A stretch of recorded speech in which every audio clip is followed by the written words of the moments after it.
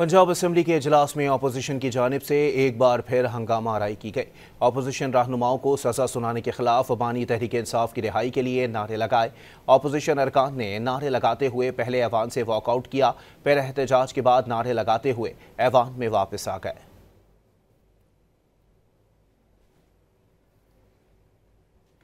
Punjab assembly के इजलास में अपोजिशन की जानिब से एक बार फिर हंगामा आराई की गई।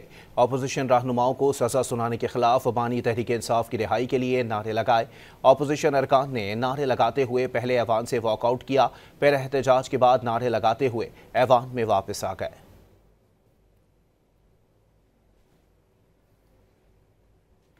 पंजाब असम्बली के इजलास में अपोजिशन की जानिब से एक बार फिर हंगामा आराई की गई।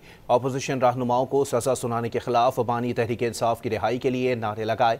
अपोजिशन अरकान ने नारे लगाते हुए पहले ऐवान से वॉकआउट किया, फिर एहतजाज के बाद नारे लगाते हुए ऐवान में वापस आ गए।